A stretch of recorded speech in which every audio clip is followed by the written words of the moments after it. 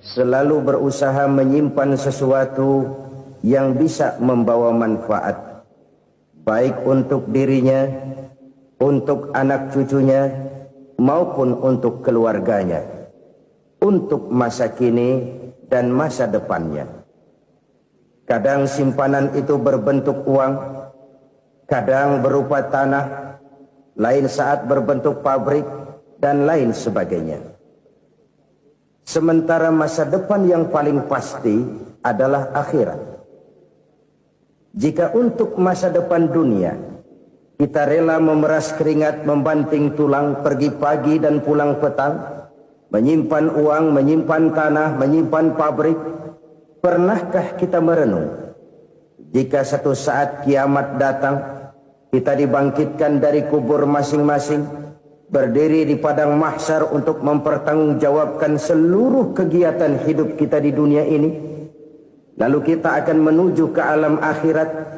Sudahkah kita mempunyai simpanan untuk akhirat kita? Pada pertemuan kali ini saya ingin menyampaikan sebuah hadis di mana Rasulullah sallallahu alaihi wasallam bersabda, "Arba'un min kanzil jannah." Simpanan sorga ada 4 macam. Yang pertama, ikhfa'us sadaqah, menyembunyikan sedekah. Saudara-saudara kaum muslimin, sebagaimana yang kita maklum bahwa Allah Subhanahu wa taala melebihkan sebagian rezeki dari kita terhadap yang lain.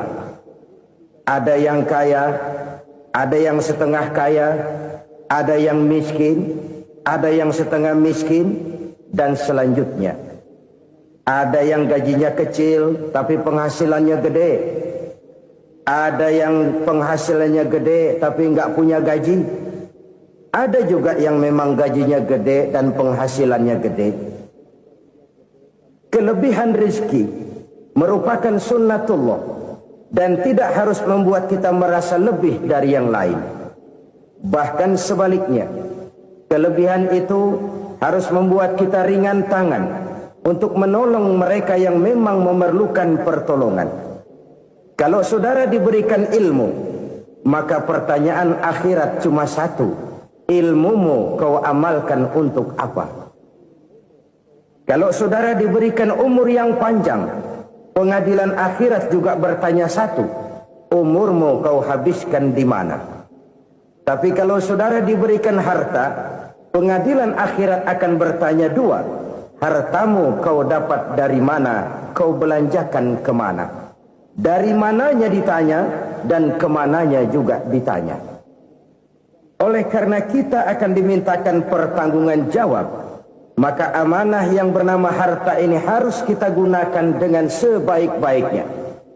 Ada penggunaan yang merupakan kewajiban, itu zakat namanya. Ada penggunaan yang sewaktu-waktu, itu infak namanya. Ada yang lebih sewaktu-waktu lagi, dan itu sedekah namanya. Zakat dia terikat oleh haul dan nisab, oleh putaran batas waktu dan ukuran dari harta itu sendiri. Sedangkan infak terikat oleh situasi dan kondisi perekonomian seseorang. Sedangkan sedekah tidak terikat dengan apapun. Dalam kondisi seperti apapun kita bisa melakukan sedekah dengan yang terkecil sekalipun.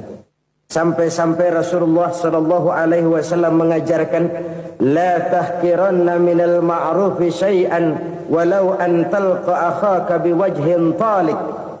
Atau ada hadis, tabassumuka fi wajhi akhika laka shadaqah. Senyumanmu kepada temanmu adalah sedekah. Jadi untuk melakukan sedekah tidak harus dalam berbentuk uang. Dengan ilmu kita bisa sedekah. Dengan tenaga kita bisa bersedekah, dengan pikiran kita bisa bersedekah, bahkan senyum kepada teman itu pun sedekah. Jadi kalau sedekah dengan uang memang belum punya uang, nyengir aja banyakin. Itu asal pada tempatnya, jangan lalu ketemu tiang listrik cengengesan. Tentu tidak pada tempatnya dan tidak wajar. Nah, sedekah yang paling dicintai Allah adalah sedekah yang disembunyikan. Artinya, jauh dari sifat riya. Kan kadang-kadang ada orang sedekah itu disebutkan namanya, apa tidak bagus? Kalau memang niatnya ikhlas, ya bagus-bagus saja. Untuk memberikan sugesti kepada yang lain. Si Fulan bin Fulan nyumbang sekian, diumumkan. Boleh kalau niatnya untuk memberikan rangsangan kepada yang lain supaya dia menyumbang lebih besar dari orang tadi. Tapi kalau itu mendatangkan riya, maka sedekah yang paling dicintai Allah adalah sedekah yang disembunyikan. Tangan kiri saja tidak tahu apa yang diberikan oleh tangan kanan. Sedekah yang dilakukan dengan ikhlas akan merupakan perbendaharaan surga, tersembunyi dari pandangan orang lain, tidak seorang pun tahu. Karena memang sikap yang baik adalah melupakan kebaikan dan mengingat kesalahan. Itu salah satu ciri orang bahagia. Orang yang selalu mengingat kesalahannya dan berusaha melupakan segala kebaikannya. Kalau dia akan berada kebaikan, dia tidak bisa ikut, dia merasa rugi karena dia merasa belum pernah berbuat baik. Tapi kalau akan melakukan kesalahan baru, dia ingat kesalahan yang sudah-sudah, sehingga terhalang baginya untuk melakukan satu kesalahan baru. Demikianlah saudara-saudara, bahwa Allah melebihkan rizki sebagian kita dari yang lain, agar terjadi tolong-menolong dalam kehidupan ini. Jadi kesenjangan yang nature, kesenjangan yang alami, itu sunnatullah. Ada yang kaya, ada yang miskin, ada yang kelas menengah. Nah, kenapa lalu sekarang kita berusaha mengentaskan kemiskinan? Oleh karena adanya kesenjangan struktural.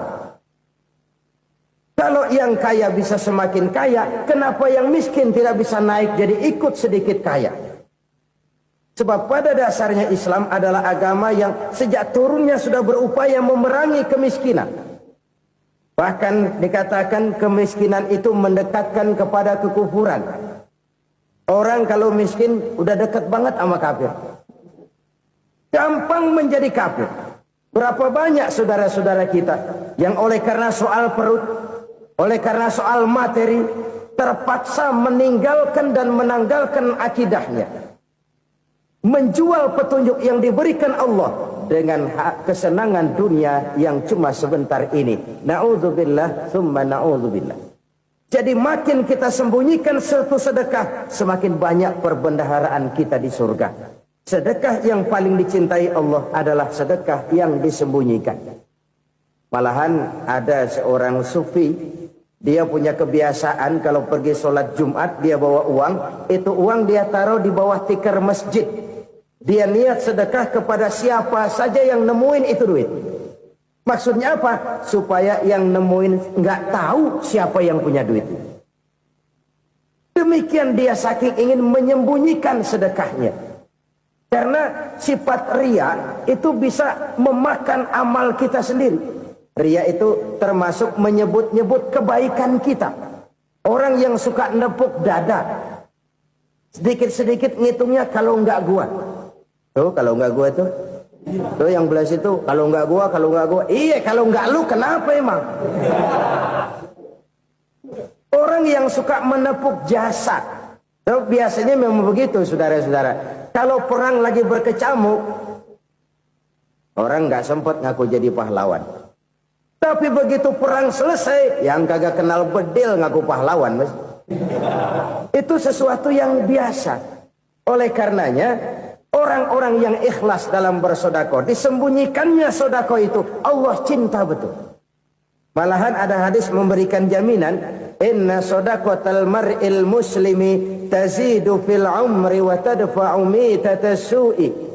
Sesungguhnya sedekahnya seorang mukmin tazidu fil umri, bisa menambah umur panjang. Wa tadfa'u mitatas su'i, dan menyelamatkan manusia dari mati secara su'ul khatimah. Jadi siapa yang kepengen panjang umur, banyaklah sedekah. Yang bosan hidup, pelit terus. Sedekah menambah panjang umur dan menyelamatkan manusia dari mati secara su'ul khatimah. Pak, katanya umur itu nggak bisa ditambah, nggak bisa dikurangin. Kapan? Kalau ajal sudah datang. Fa idza jaa ajaluhum la yastakhiruna sa'atan wa la yastakdimun. Kalau ajal datang tidak bisa dimajukan, tidak bisa dimundurkan. Itu kalau ajal sudah datang. Tidak bisa lagi umur ditambah dikurangi, sudah datang. Tapi kalau belum datang, itu kan haknya Allah. Mau ditambah, mau dikurangi, hak prerogatif Allah. Sebagai pencipta manusia, Allah maha kuasa dan maha mampu. Sedekah ini menambah panjang umur dan menyelamatkan manusia dari mati secara su'ul khatimah. Itu orang mati kan sama ya, kondisinya mati, nggak nafas. Tapi hakikat mati kan lain-lain. Ada yang mati itu husnul khatimah, baik akhirnya. Misalnya lagi ngaji mati, lagi sholat mati, lagi sedekah mati. Ini yang dinamakan dengan husnul khatimah, baik di akhirnya. Sebaliknya ada yang su'ul khatimah, jelek di akhirnya. Ini yang jadi catatan akhir. Lagi nyekek botol, mampus. Lagi banting kartu, modar. Su'ul khatimah, jelek pada akhirnya. Sedekah menyelamatkan manusia dari mati secara su'ul khatimah. Dan kita semua kepengen mendapat husnul khatimah, jauh dari su'ul khatimah. Oleh sebab itu yang bisa menyelamatkan kita dari penyakit itu antara lain adalah sedekah yang disembunyikan. Yang dikerjakan dengan ikhlas karena Allah. Tidak karena kepengen dipuji orang, tidak karena ingin dikatakan orang pemurah, sebab orang dermawan itu orang yang memberi tanpa harus diminta. Kalau masih harus diminta, ya belum dermawan namanya, masih harus diminta. Kalau nggak diminta ya tulus, lolos, polos. Saudara-saudara kaum muslimin rahimakumullah. Harta adalah amanat dan akan kita pertanggungjawabkan. Allah melebihkan rizki sebagian kita dari yang lain agar kita saling tolong menolong, bantu membantu. Nabi janjikan siapa yang meringankan beban saudaranya muslim di dunia, Allah akan meringankan bebannya di akhirat nanti. Sebuah jaminan dari baginda Nabi. Si orang yang kita bantu barangkali tidak bisa membalas, Allah yang akan membalas lewat jalan lain yang tidak pernah kita sangka-sangka. Ada orang tanya, Pak, ini ada orang nyumbang masjid sambil marah-marah, bagaimana? Saya bilang sumbangannya aja ambil, marahnya jangan. Marahnya jangan diambil, itu urusan dia. Saudara-saudara kaum muslimin rahimakumullah. Umat Islam ini kan umat yang punya potensi besar. Kadang kita merenung, kenapa kadang-kadang pembangunan masjid kok lambat sekali? Kalau hotel hari ini peletakan pertama, bulan depan peresmian. Supermarket hari ini peletakan batu pertama, minggu depan peresmian. Tapi kalau sudah yang namanya masjid, kadang-kadang peletakan batu pertama sekaligus jadi batu terakhir. 3 tahun, 4 tahun, campur nebar jalak di jalanan. Duit dijaring kayak ikan sepat. Apa tidak ada orang Islam yang kaya? Banyak. Apa tidak ada pengusaha muslim yang jadi konglomerat? Ada. Lalu yang belum banyak itu yang komit terhadap nilai-nilai agamanya. Akhirnya kita jatuh jadi umat yang lemah. Belum ada pengusaha konglomerat muslim buka pabrik supermi cap beduk misalnya umpamanya atau pabrik kecap cap sorban supaya identitas keislamannya sedikit kelihatan. Kita jatuh jadi umat yang lemah karena potensi tidak terinventarisir dengan baik. Kita ini ibarat kompor yang cuma matengin nasi orang lain. Potensi kita dimanfaatkan oleh orang lain. Ukhuwah Islamiyah kita baru terbatas kepada silaturahmi. Ukhuwah di bidang ekonomi kita lemah. Ukhuwah di bidang kebudayaan kita lemah. Apalagi ukhuwah di bidang politik kita lebih rapuh lagi. Padahal ukhuwah itu adalah totalitas kehidupan manusia. Menyangkut ipolek sosbud. Memerlukan nilai-nilai ukhuwah. Jadi oleh karena itu mari kita menyadari. Di dalam harta kita, walaupun kita yang cari, pergi pagi, pulang sore, peras keringat, banting tulang, di sana ada harta anak yatim. Di sana ada hak masjid. Di sana ada hak pesantren. Di sana ada hak jihad. Berbahagialah seseorang apabila dia oleh Allah dijadikan keran. Keran itu menyimpan air, tapi tidak untuk dirinya, tapi disalurkannya kepada mereka yang memang memerlukannya. Saudara-saudara kaum muslimin rahimakumullah, ini yang pertama. Jadi perbendaharaan surga adalah menyembunyikan sedekah. Orang lain nggak tahu, kita pun nggak pernah ngitung-ngitung. Kita anggap lewat begitu saja, padahal itu deposit akhirat. Satu. Yang kedua, perbendaharaan surga itu apa? Wa kitmanul musibah, menyembunyikan kesulitan. Kadang orang takut menghadapi kesulitan. Tapi makin kita merenung, hidup ini kan sebenarnya urusan. Takut sama urusan, ya jangan hidup. Tandanya orang hidup itu kalau punya urusan. Urusan melupakan problem. Problem sering menimbulkan kesulitan. Kesulitan bukan untuk ditakuti, tapi untuk diatasi dan dicarikan jalan keluarnya. Siapa sih orangnya yang gak pernah sulit-sulit? Makin tinggi status sosialnya, makin gede urusannya. Makin tinggi kualitas imannya, makin berat tingkat kesulitannya. Cuma memang yang namanya enak itu seperti pelangi. Biang lala itu nggak pernah di atas kepala kita, di atas kepala orang melulu. Lo sih enak lo, kata kita. Dia juga bilang yang enak kan lo. Pelangi itu nggak pernah di atas kepala kita. Kata tukang beca, aduh enak ya naik Mercy. Kata tukang beca, apa yang di dalam mobil Mercy? Aduh enak bener tukang beca, di jok ngeringkuk ngorok pulas bener.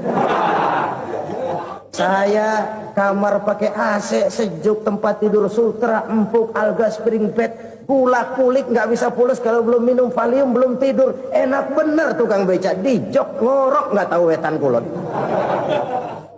Si tukang beca bilang yang di Mercy enak, yang di Mercy bilang tukang beca enak. Inilah enak. Nggak pernah di atas kepala kita, di atas kepala orang lain melulu enak itu. Nah, saudara-saudara,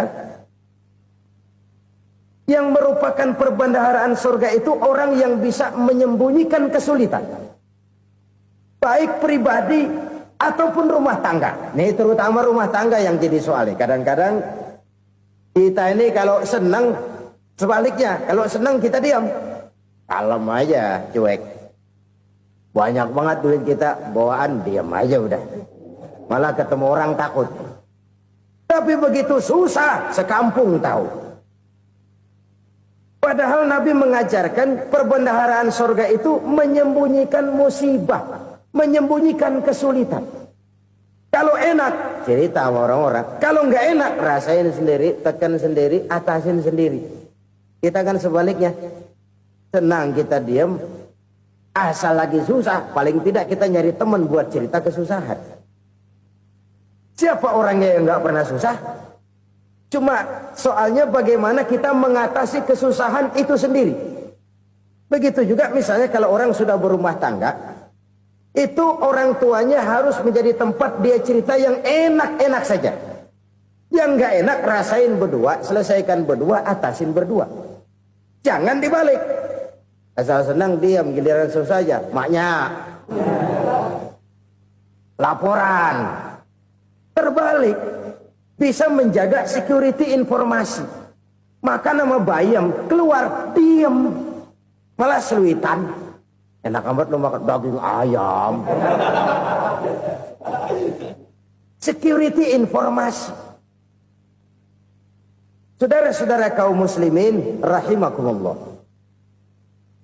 Ujian yang terberat itu yang pernah diberikan kepada para nabi, para rasul, para aulia, para ulama. Makin tinggi keimanan, makin berat bentuk kesulitan. Ayo saya kemukakan satu contoh saja.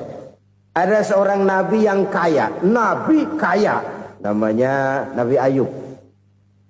Iblis kalau orang begini kan keki. Ibadahnya rajin, kaya. Nih yang kayak begini susah digodain.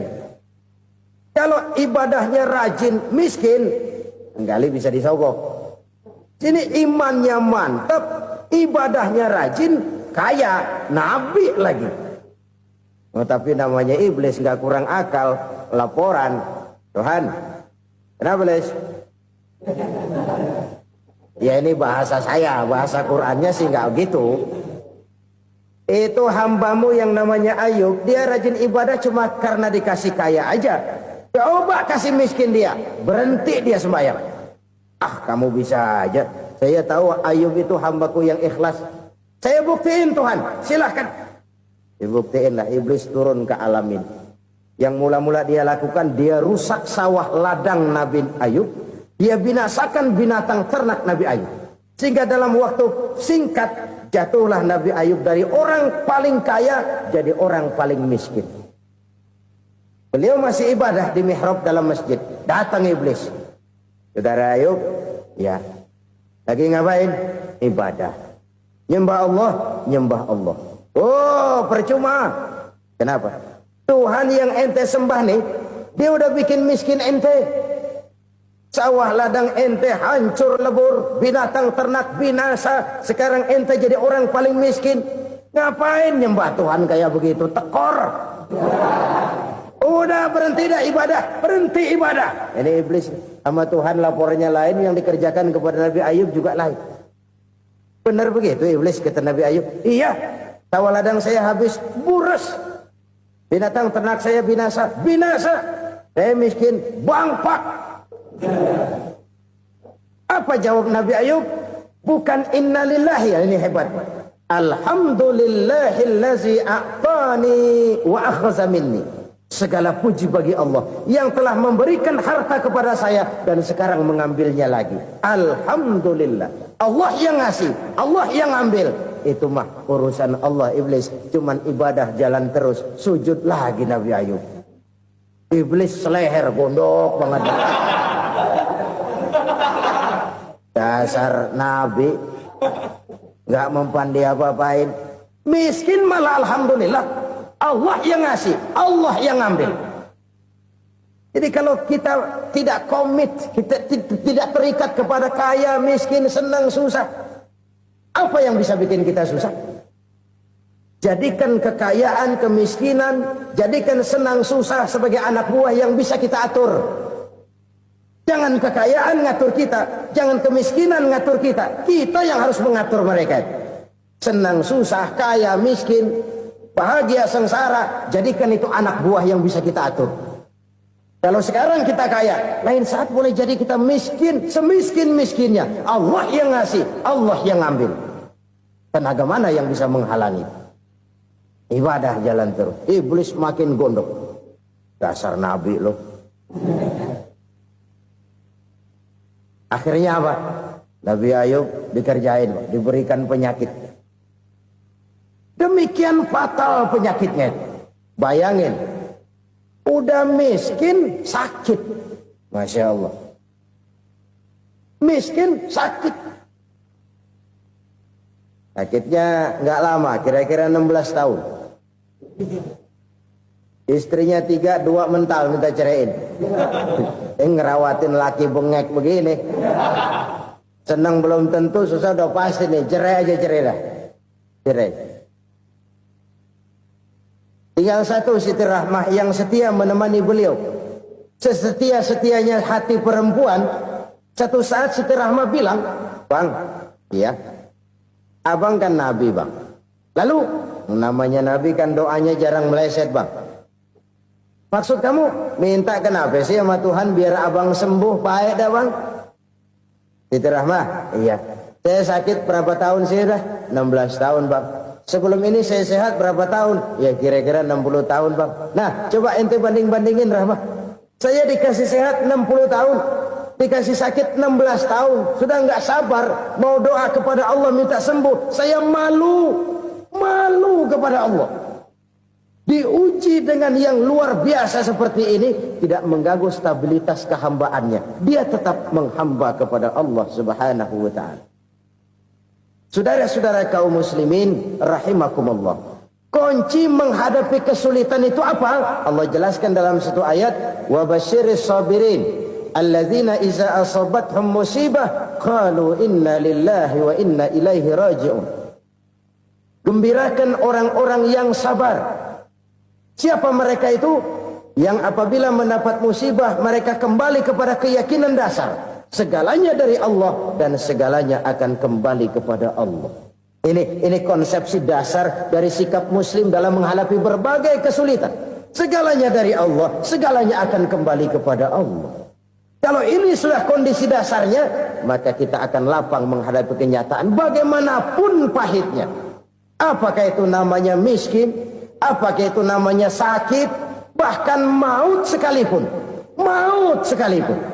Segalanya dari Allah, segalanya akan kembali kepada Allah. Ini sikap hidup, bukan sekedar ucapan. Kita kadang-kadang menjadikannya sebagai ucapan. Mulutnya sehingga berhenti, innalillahi wa inna ilaihi rajiun, tapi nangisnya terus gerung-gerungan. Bukan itu, ini kesadaran moral. Kalau segalanya dari Allah, segalanya kembali kepada Allah, kan sebenarnya cuma nunggu giliran. Hari ini saya nyembayangin dia, entah hari apa saya disembayangin orang. Hari ini saya antar dia ke kubur, entah hari apa orang nganterin saya ke kubur. Hari ini saya tahlilkan dia, entah nanti kapan orang tahlilkan saya. Segalanya dari Allah, segalanya akan kembali juga kepada Allah. Oleh sebab itu saudara-saudara, kesulitan bukan untuk ditakuti. Kesulitan justru untuk diatasi, dicarikan jalan keluarnya. Dan tidak ada orang yang tidak pernah mendapat kesulitan. Tidak ada. Semakin tinggi status sosial, semakin tinggi kualitas keimanan, semakin besar juga tingkat kesulitan. Hanya saja bagaimana cara kita mengatasinya. Dan Al-Quran menyatakan, innama al-usri yusra. Di balik kesulitan itu pasti ada kemudahan. Roda itu berputar. Karena itu Rasulullah sallallahu alaihi wasallam mengingatkan kepada kita, ta'arraf ilallahi firraha ya'rifka fisyiddah. Ingatlah kepada Allah di waktu kamu senang, supaya Allah ingat kepada kamu di waktu kamu susah. Kalau waktu senang kita ingat kepada Allah, kita susah, Allah tidak akan meninggalkan kita. Tapi kalau waktu senang kita jauh dari Allah, sujud tidak sempat, dengan masjid jauh, ketika senang kita lupakan Allah. Nanti begitu kita susah, Allah lupakan kita. Dan itu menyakitkan. Oleh karena itu orang-orang tua kita dulu bilang, kalau lagi sehat ingat-ingat, lu bakal sakit nanti. Kalau lagi kaya ingat-ingat satu saat kita bakal jatuh miskin. Bahkan kalau lagi muda ingat-ingat kita bakal tua. Dan yang terpenting, kalau lagi hidup ingat-ingat kita bakal mati. Saudara-saudara kaum muslimin rahimakumullah. Jadi yang kedua yang merupakan perbendaharaan surga, menyembunyikan musibah. Saudara-saudara kaum muslimin rahimakumullah. Hal ketiga yang merupakan perbendaharaan surga adalah wasilatur rahmi. Orang yang suka bersilaturahmi. Sebagaimana yang kita maklum bahwa manusia adalah makhluk yang disebut zon politika.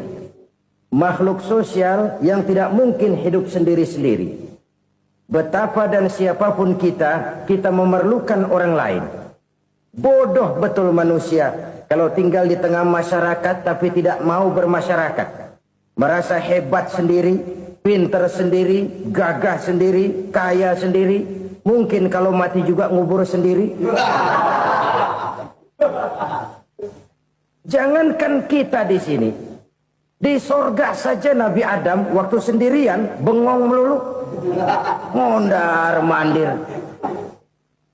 Allah tegur dam sepi dam. Ya ini kalau bahasa saya.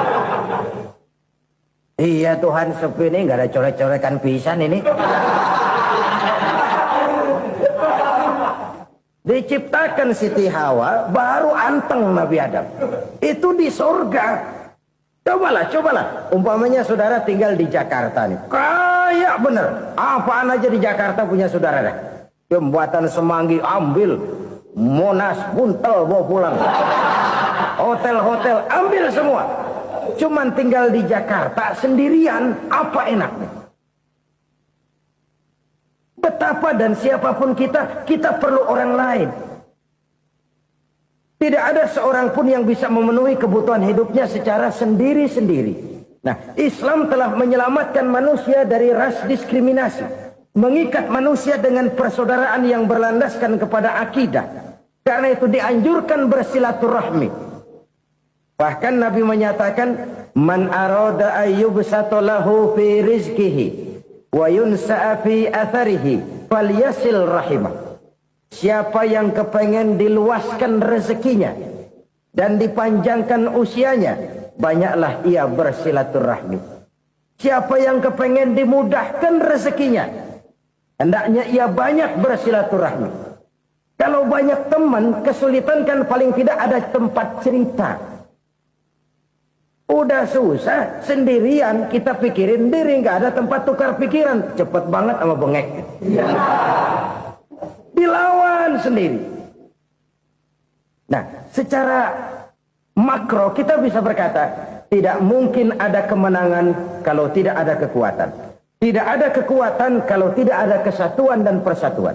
Tidak mungkin ada kesatuan dan persatuan tanpa semangat silaturahmi. Kalau umat Islam mau menang, dia harus kuat. Kalau umat Islam mau kuat, dia harus bersatu. Kalau umat Islam mau bersatu, dia harus membudayakan silaturahmi ini. Bahkan sampai-sampai kata Nabi, kalau bisa cari nilai tambah. Apa? Silman qata'ak. Bersilaturahmilah kau kepada orang yang marah denganmu. Masya Allah, indahnya ajaran agama kita. Orang yang marah pun kepada kita, kata Nabi, kalau bisa bersilaturahmilah kepadanya, kepada orang yang marah itu. Di situ nilai tambah. Cuman jujur nih hadis, ngucapinnya gampang, ngamalinnya yang berat banget. Orang marah sama kita, kita disuruh silaturahmi, ada apa malu? Lu marah, ada gua marahan lagi. Tunggu pikirin. Saudara-saudara kaum muslimin rahimakumullah. Tapi ini yang diajarkan, bahkan ini yang dicontohkan oleh baginda Rasul. Bagaimana begitu mudah, misalnya satu saat Abu Jahal ini ngatur strategi bagaimana bikin Muhammad celaka. Dia gali lubang di depan tempat tidurnya. Dia tutupin daun korma. Terus dia panggil seseorang, ke sini. Kasih tahu Muhammad, pamannya sakit keras, minta ditengokin. Berangkat orang ini ke sana. Muhammad, labbaik. Pamanmu sakit keras, dia minta ditengokin. Baik, saya akan datang menjenguk beliau. Berangkatlah Nabi ke rumah Abu Jahal tanpa prasangka apapun. Abu Jahal udah pasang setil, selimut 3 rangkap setengah dipakai. Persis kayak orang meriang. Tapi sembari ngintip dari balik selimut, begitu Muhammad buka pintu, nah, masuk perangkap nih. Muhammad jalan menuju tempat pembaringan.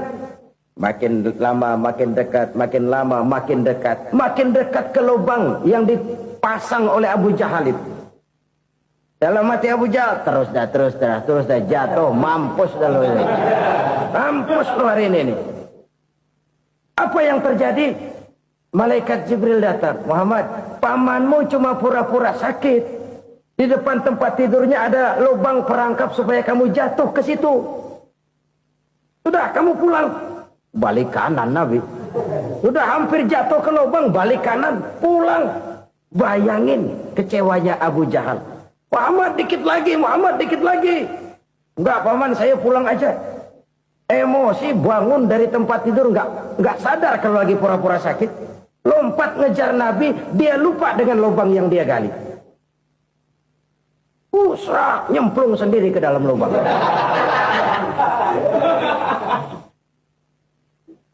Nabi terus berlalu. Ini terjadi keanehan. Jatuh ke lubang yang dia gali itu sebenarnya nggak terlalu dalam ya, antara 3-4 meteran lah. Tolong saya jatuh ke lubang ini. Datanglah pelayan-pelayannya itu. Angkat saya dari sini. Oh, yang ngulurin tambang. Satu gulung, belum juga nyampe itu tambang. Kurang, beli lagi ke warung. Sambung, ulur lagi, nggak juga bisa sampai. Wah, ini kerjaan Muhammad ini. Tolong, siapa salah seorang kamu ke rumah Muhammad, kasih tahu encangnya kecebur. Minta ditolongin. Sampaikan kepada Rasul. Kenapa? Pamanmu jatuh ke lubang, Muhammad minta tolong diangkatin. Tambang udah nyambung-nyambung nggak nyampe juga. Ya, nanti saya datang, saya tolong. Coba. Nyata-nyata orang berniat jahat mau mencelakakan dia. Datang dia menolong. Ini yang disebut air tuba dibalas air susu ya ini. Bukan sebaliknya. Air tuba dibalas air susu. Paman, kecebur ya? Iya Muhammad, tolongin nih. Pegang tangan saya. Nabi ulurkan tangannya. Nyampe. Dipegang oleh Abu Jahal. Diangkat ke atas. Sampai atas. Apa kata Abu Jahal? Sihirmu memang hebat Muhammad. Udah ditolongin dikata sihir. Yang enak kita kemplang kan itu orang begitu. Urusan apa? Tapi inilah akhlak. Kalau bisa kamu bersilaturahmilah dengan orang yang marah kepadamu sekalipun. Orang marah kita tetap baik. So, kalau kita berbuat baik sama orang yang memang baik, rasanya sih biasa-biasa aja. Orang baik kita baik lagi. Ya draw aja, belum ada nilai tambah di situ. Baru ada nilai tambah kalau kita bisa berbuat baik kepada orang yang nyakitin kita. Itu namanya kita setingkat di atas dia. Dia sakitin kita, kita berbuat baik sama dia. Dia pelit sama kita, kita baik sama dia. Dia marahin kita, kita deketin dia. Di situ kita punya nilai tambah. Jadi siapa yang ingin diluaskan rezekinya kata Nabi dan dipanjangkan umurnya, hendaklah ia banyak-banyak bersilaturahmi. Sederhana sebenarnya silaturahmi. Tapi silaturahmi membangkitkan semangat kesatuan dan persatuan. Kesatuan dan persatuan melahirkan kekuatan. Dalam matematika, 1 ditambah 1 pasti 2. Tapi di tengah masyarakat, 1 orang takut ditambah 1 orang takut, hasilnya jadi 2 orang setengah berani. Kenapa setengah berani? Karena udah berdua. Tadi pan takut sendirian. Kalau dia kumpul turu-turu takut lah jadi berani. Kita yang lemah, kita yang tidak berdaya, kita yang miskin, kalau mau kompak bersatu, apa yang nggak bisa kita kerjain? Apalagi tinggal di kota besar, pilihan cuma 2, bertahan atau minggir. Bertahan atau minggir. Untuk bisa bertahan, harus mampu bersaing. Untuk mampu bersaing, harus punya keahlian. Keahlian harus ditunjang dengan pendidikan. Ditambah oleh kekompakan sebagai umat. Udah miskin mencar mulu, orang injek kita. Orang nggak pandang urusan apa malu. Oleh karena itu silaturahmi pada hakikatnya merupakan roh dari ukhuwah yang diajarkan oleh agama kita. Bagaimana Islam menyelamatkan masyarakat manusia dari ras diskriminasi, mengikat manusia, dan tidak ada persaudaraan yang lebih indah selain persaudaraan yang diikat dengan nilai-nilai akidah. Sepanjang orang di jalan Allah, itulah saudara kita. Keluar dia dari jalan Allah, selesailah persaudaraan sampai di situ. Karena itu, kalau ingin menyimpan sesuatu di surga, banyaklah bersilaturahmi. Datang ke rumah ini, datang ke rumah itu, dan lain sebagainya. Itu simpanan kita di akhirat nanti. Ini yang ketiga.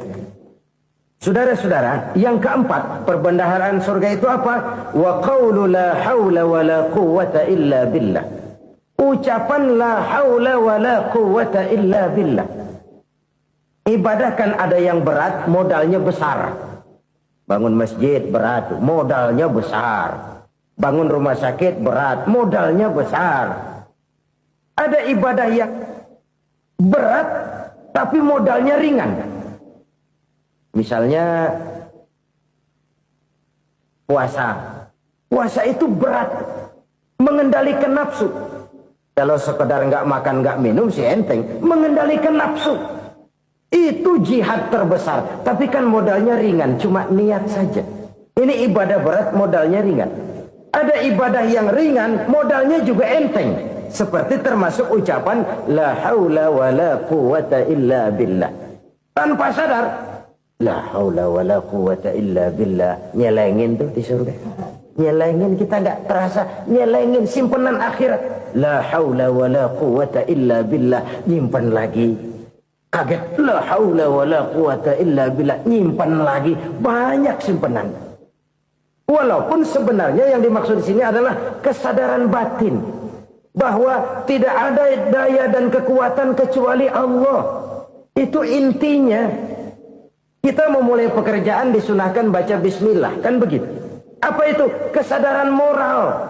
Bahwa ini saya bisa kerjakan. Saya kerjakan ini dengan menyebut nama Allah. Kenapa? Kalau Allah tidak memberikan daya dan kekuatan, mana mampu saya kerjakan ini. Maka saya kerjakan ini dengan menyebut nama Allah. Bismillah. Kesadaran moral. Manusia hanya wajib berusaha, tapi nggak pernah wajib berhasil. Banyak hal-hal yang kalau kita renungkan secara rasio nggak mungkin. Tapi jadi kenyataan. La haula wa la quwata illa billah. Tidak ada daya dan kekuatan kecuali bagi Allah semata-mata. Kesadaran moral akan kelemahan dan keterbatasan makhluk bernama manusia. Kadang kita kagum dengan otak, tapi kita sering lupa sama yang bikin otak. Padahal bagaimanapun hebatnya otak, yang bikin otak pasti lebih hebat dari otak. Nggak percaya, silahkan otak-otakan. Inilah kecenderungan. Kita kagum dengan pesawat-pesawat mutakhir, bukan main, besi gede banget terbang itu. Alangkah hebatnya. Lalu apa yang bikin otak tidak lebih hebat dari itu semua? Kita puji laut, apa yang bikin laut tidak lebih hebat dari laut itu? La haula wa la quwata illa billah. Tidak ada daya dan kekuatan kecuali Allah. Apa yang bisa kita lakukan kalau tidak karena daya dan kemampuan yang diberikan oleh Allah kepada kita? Lahirlah sikap tawadu, rendah hati, tidak melonjak menjadi angkuh dan sombong, sadar akan kelemahan dan keterbatasan diri. Sebagai makhluk yang diciptakan oleh Allah Subhanahu wa ta'ala. Jadi satu sisi ini ucapan yang berpahala, la haula, jadi wiridan. Pada sisi lain ini kesadaran moral, sikap mental, kesadaran batin, bahwa yang punya daya dan kekuatan itu cuma Allah. Kita nggak pantas untuk sombong, sebab sombong itu pakaiannya Allah. Kita nggak sedang pakai pakaian Allah, kegedean. Dan makin kita renungi, makin terbentur. Apa sih yang bisa kita sombongin? Kita mau sombong apa? Kaya, pintar, itu kan semua relatif. Di atas langit masih ada langit lagi. Jadi oleh karenanya, marilah kita menyadari. Manusia hanya wajib berusaha, tapi tidak pernah wajib berhasil. Yang berusaha saja tidak wajib berhasil, apalagi yang tidak berusaha. Islam bukan agama orang pemalas yang selesai sholat lalu endelohom, nggelenggem ayem-ayem. Tapi Islam bukan agama orang sombong yang setelah berusaha lalu tidak memerlukan Allah. Kita bisa saja bikin proyeksi, tahun sekian kita bakal panen besar menurut perhitungan otak. Tapi ada kejadian lain. Apa? Tikus ngambek. Habis itu dimakanin tikus, panen gagal. Proyeksi rasional gagal oleh tikus-tikus yang ngambek itu. Bisa saja terjadi. Tahun depan kita panen besar, urung. Kenapa? Musim panas panjang. Dan sekarang ini koran-koran bikin berita musim mengalami penyelewengan. Bukan cuma manusia yang nyeleweng sekarang. Musim pakai nyeleweng. Mestinya kan musim hujan udah selesai. Masih hujan-hujan juga. Musim. Nah sekarang kita boleh bikin proyeksi. Kita bakal panen besar. Tahu-tahu musim panas panjang. Sawah retak, air kering. Cari teknokrat yang paling botak. Suruh pendekin tuh musim panas. La haula wa la quwata illa billah. Inilah kesadaran moral. Saudara, saya teringat satu saat ada seorang konglomerat. Umurnya ya kira-kira 70-an. Satu saat dia ditanya oleh wartawan, "Pak, umur Bapak berapa sih?" "Ya paling 10 tahun." 10 tahun? 10 tahun? Anak Bapak berapa orang? Satu saja? Satu. Harta Bapak berapa? Ya paling-paling bangsa 7 juta kali. 7 juta? Iya. Pak, kenapa Bapak bohongi saya? Bapak punya buku biografi. Koran-koran, majalah-majalah banyak memuat cerita riwayat hidup Bapak. Saya tahu umur Bapak 70. Kenapa bilang cuma 7 tahun?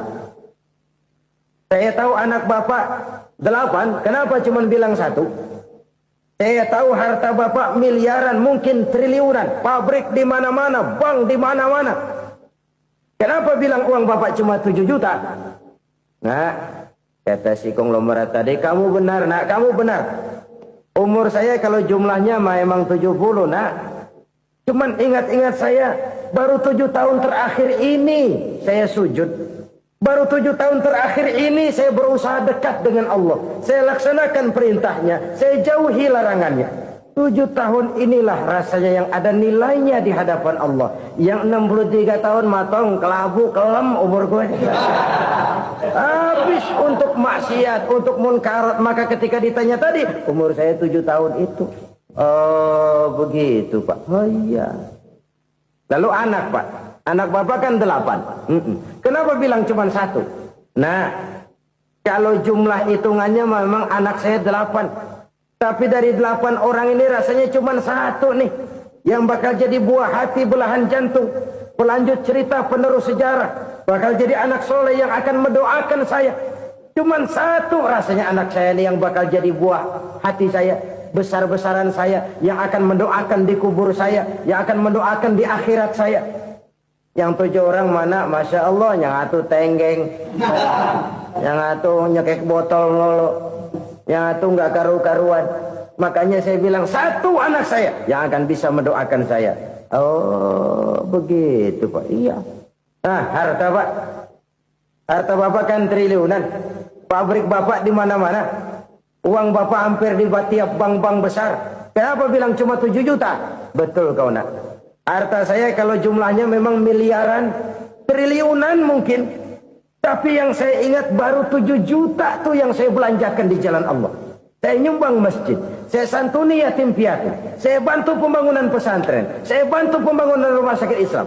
Itu yang akan saya bawa pulang ke akhirat, yang 7 juta itu. Yang triliunan itu nanti akan diperebutkan oleh anak-anak saya sebagai waris saya. Jadi harta saya 7 juta itu yang bakal nemenin saya di akhirat. Yang akan saya bawa pulang jadi teman saya. Saudara-saudara kaum muslimin, jangan-jangan orang tua itu adalah kita-kita ini. Jangan-jangan kita-kita ini adalah orang tua itu. Jangan-jangan itu potret dari diri kita masing-masing. Dari sekian umur yang diberikan Allah, berapa tahun yang ada nilainya di hadapan Allah? Dari sekian anak-anak yang merupakan amanah, berapa yang akan mendoakan kita sebagai orang tuanya menjadi anak soleh? Dari sekian banyak harta yang diberikan Allah, berapa yang akan kita bawa pulang menghadapnya nanti, yang kita belanjakan di jalan Allah? Ini sebuah potret kehidupan. Karena itu kita kembali kepada la haula wa la quwwata illa billah. Kita wajib berusaha, kita wajib berikhtiar. Selebihnya, segala daya dan kekuatan hanya milik Allah saja semata-mata. Satu kesadaran batin dari setiap pribadi muslim. Setelah ia berusaha dan berikhtiar, ia menyerahkannya kepada Allah Subhanahu wa ta'ala. Jadi, satu sisi ini merupakan wiridan ucapan yang mengandung pahala. Pada sisi lain, ini merupakan sikap batin dari seorang muslim di dalam ia menghadapi realitas kehidupan ini. Saudara-saudara kaum muslimin rahimakumullah. Kalau ini kita jadikan satu basis kehidupan, maka ini akan menyelamatkan manusia dari kemungkinan tergelincir menjadi orang yang lupa diri dan lupa darat.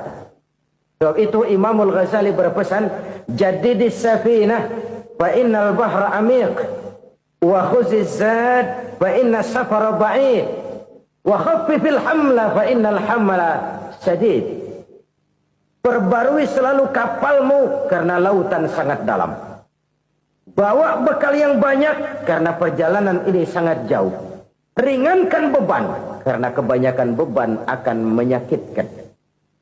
Alangkah indah kalimat ini, alangkah dalam makna yang terkandung di sana. Perbarui selalu kapalmu karena lautan sangat dalam. Apa artinya ini? Jaga mentalmu baik-baik. Pelihara imanmu baik-baik karena hidup penuh cobaan seperti lautan. Kita kalau berlayar di lautan kan kadang-kadang tenang, angin bertiup sepoi-sepoi basah.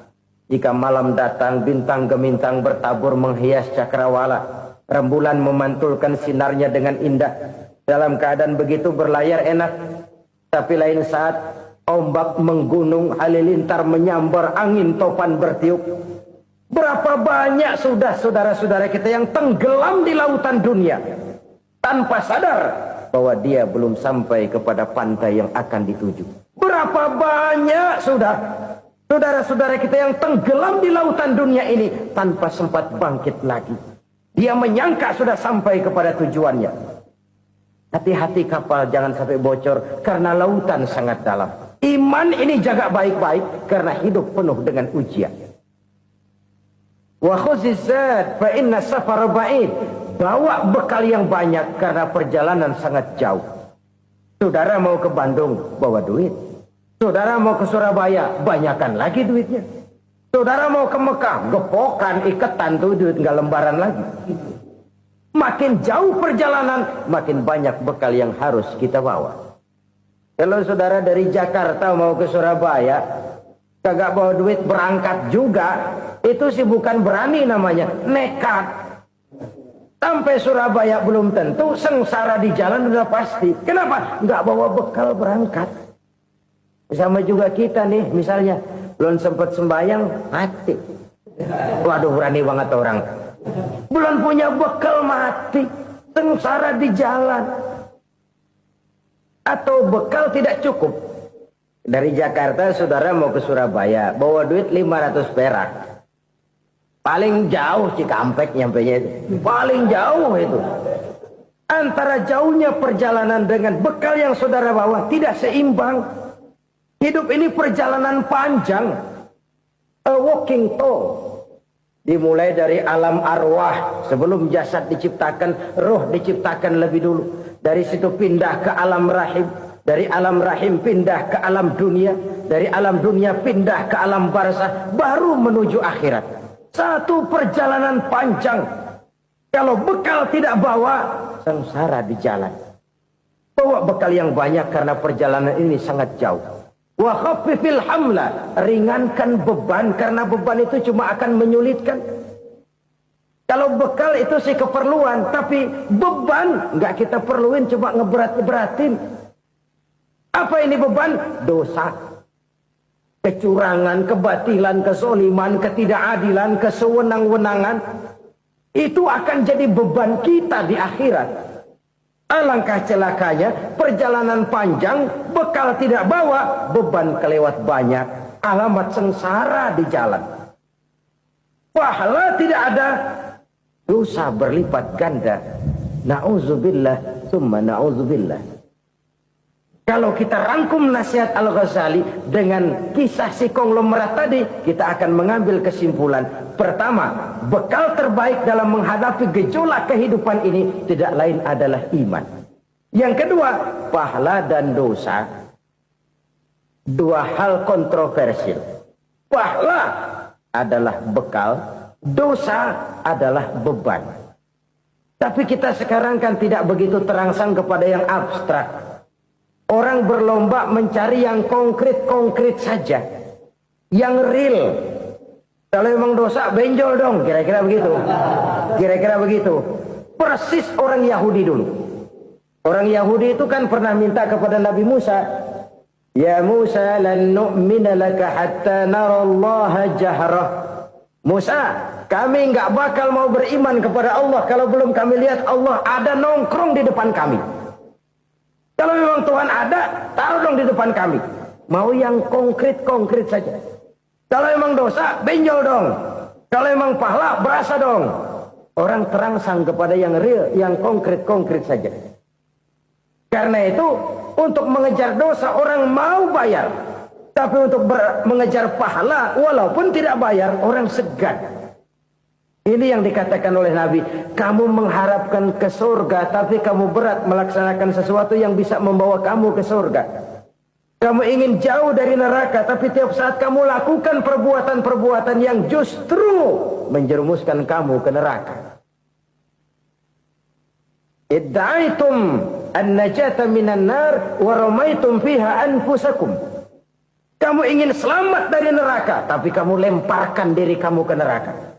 Kamu ingin masuk surga, tapi berat sekali kamu melakukan perbuatan-perbuatan yang bisa menyampaikan kamu di surga. Saudara-saudara kaum muslimin rahimakumullah.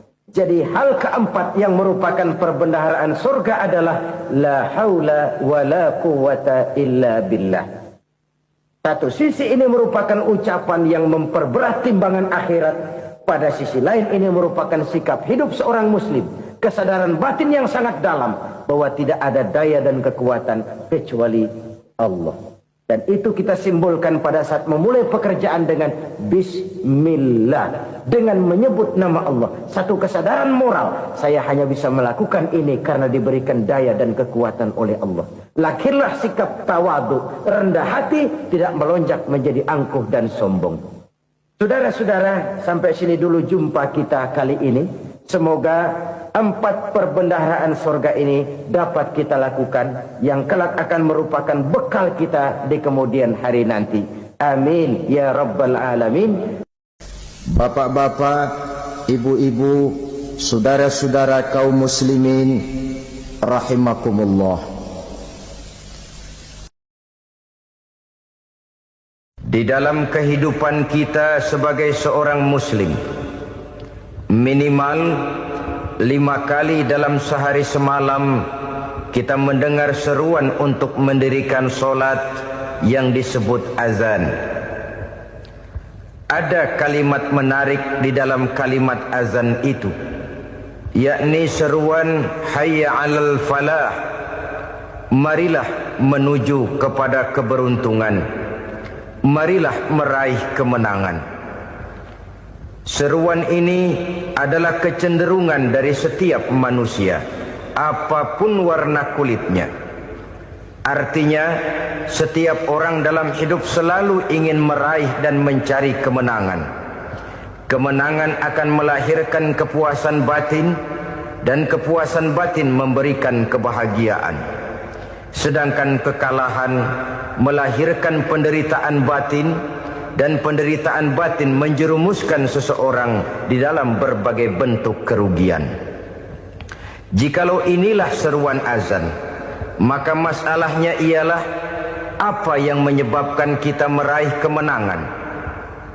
Al-Quranul Karim memberikan tuntunan dan ajaran kepada kita bahwa orang-orang yang memperoleh kemenangan itu tidak lain adalah orang-orang yang bertakwa. Hanyalah mereka yang bertakwa kepada Allah Subhanahu wa ta'ala pada akhirnya akan tampil sebagai pemenang. Lalu siapa orang yang bertakwa itu? Dijelaskan dalam awal-awal Al-Baqarah, orang yang bertakwa yang akan meraih kemenangan. Pertama, allazina yu'minuna bil ghaib, yaitu orang-orang yang beriman kepada yang gaib. Percaya bahwa ada alam yang gaib, alam yang abstrak, alam yang tidak bisa dijangkau oleh salah satu daripada panca indera kita. Mereka percaya dan beriman kepada adanya malaikat, beriman kepada adanya iblis dan jin, beriman kepada adanya alam kubur, beriman kepada adanya alam mahsyar, beriman kepada adanya alam akhirat, beriman kepada adanya surga dan neraka. Beriman bukan cuma sekedar beriman dalam ucapan bibir saja, tetapi beriman yang nilai iman itu mampu mewarnai gerak dan gaya hidupnya. Iman yang meresap sampai ke tulang sumsum, kemudian memberikan dampak positif di dalam kehidupan manusia. Alam, kita tahu, adalah sesuatu yang selain Allah, dan Allah bukanlah alam.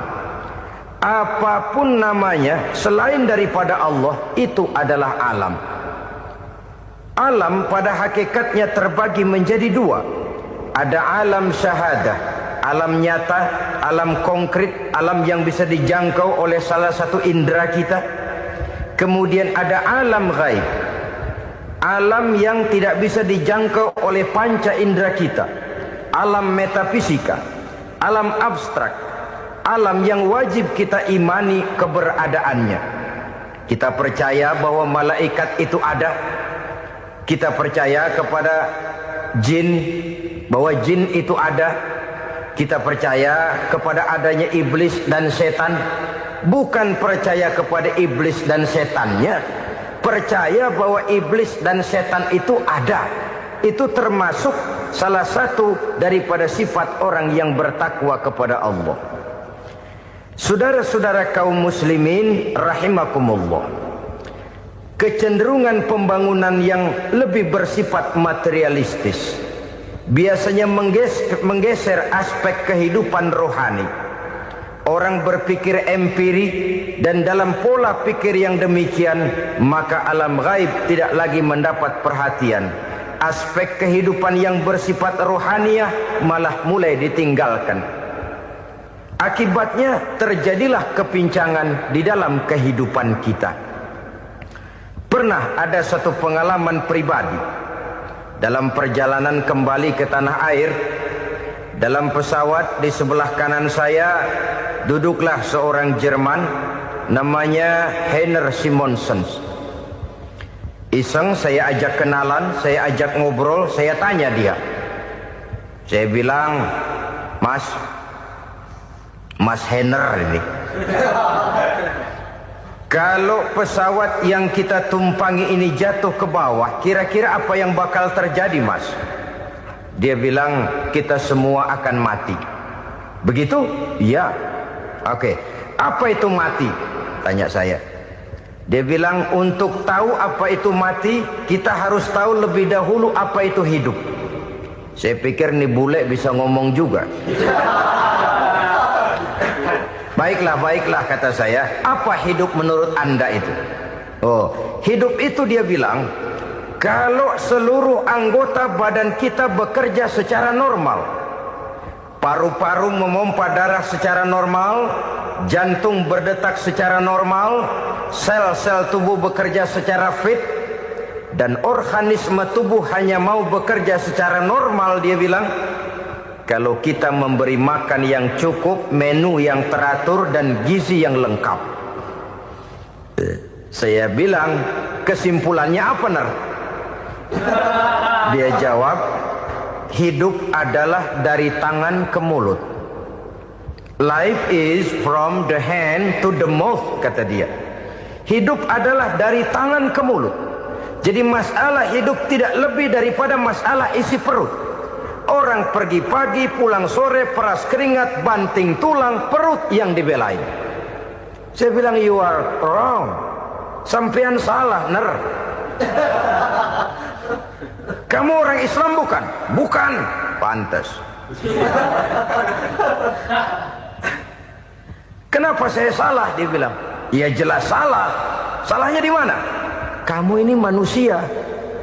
Kalau hidup cuma dari tangan ke mulut, saya bilang, kambing di kampung saya juga begitu pikirannya, Ner. Itu kambing di kampung saya, asal perutnya kenyang, sudah hidup dia. Perkara besok bagaimana, lusa prospeknya macam mana, bulan depan ada apa, kambing nggak pernah mikir. Di kampung saya kambing juga pikirannya begitu. Kamu Kristen ya? Tadinya. Loh kok tadinya, lalu apa sekarang kamu ini? Dia bilang, sekarang saya netral. Saya tidak beragama, tapi saya percaya kepada Tuhan sebagai pencipta alam. Saya ingat benar dia bilang, I haven't any religious, but I believe to God as the creator of the world. Kenapa bisa netral begitu, Ner? Habis saya bingung katanya. Islam bilang Islam baik, Kristen bilang Kristen baik, Hindu Buddha bilang Hindu Buddha baik, semua agama baik. Saya netral sekalian, nggak beragama. Yang penting saya percaya kepada Tuhan. Saya bilang, Ner, kamu ini kayak orang mau beli celana, lalu bingung. Yang satu bilang Levi's bagus, yang satu bilang Blue Jean hebat, yang satu bilang Wool England hebat. Celana ini hebat, celana itu bagus, celana ini hebat. Semua celana bagus, kamu bingung. Akhirnya netral, tidak pakai celana. Itu juga salah. Saya pikir-pikir, kemudian saya melihat bahwa dua pola berpikir Heiner ini nampaknya sudah mulai menggejala di lingkungan masyarakat bangsa kita. Disadari atau tidak, secara jujur kita harus berkata, dua pola pemikiran Henner ini mulai berkembang di tengah masyarakat bangsa kita. Pertama, pola pikir materialisme. Hidup adalah dari tangan ke mulut. Masalah hidup tidak lebih masalah isi perut. Itu yang perlu dibela, dan disitulah arti kehidupan. Pergi pagi, pulang sore, peras keringat, banting tulang untuk mempertahankan perut. Kalau sudah kemari cara orang berpikir, maka buat apa percaya kepada yang gaib? Untuk apa sholat? Untuk apa puasa? Untuk apa zakat? Untuk apa menghadiri majelis taklim? Tanpa kepercayaan kepada yang gaib, hidup berjalan menurut alur empiris dan materialis. Kalau sudah ke sana cara orang berpikir, biasanya orang lalu cenderung menghalalkan segala cara. Hanyalah orang yang percaya bahwa akhirat ada. Hanyalah orang yang percaya bahwa alam kubur itu ada. Hanyalah orang yang percaya bahwa malaikat itu ada, hidupnya akan lebih terarah dan terkendali. Karena kepercayaan kepada yang gaib, yang merupakan fase daripada kehidupan setelah hidup yang sekarang ini, mewarnai gerak pribadi seseorang di dalam dia melakukan kegiatan hidupnya. Pola berpikir materialisme, disadari atau tidak, mulai menggejala di lingkungan masyarakat bangsa kita. Hidup tidak lebih dari urusan tangan ke mulut, mulut ke tangan, tangan ke mulut. Asal perut sudah kenyang, hiduplah sudah. Perkara bagaimana prospek hari yang akan datang, bagaimana akhirat, tidak jadi persoalan. Ini yang oleh Nabi diperingatkan, ad-dunya sijnul mu'min wa jannatul kafir. Dunia adalah penjara bagi orang beriman dan surga bagi orang kafir. Dulu di zaman Belanda hadis ini pernah disalah tafsirkan, disalah artikan, digunakan sebagai senjata untuk mengkebiri dan membuat impoten umat Islam. Sudahlah umat Islam gak usah macam-macam, kata Belanda. Dunia ini kan penjara buat orang Islam, surga buat orang kafir. Di penjara jangan bertingkah.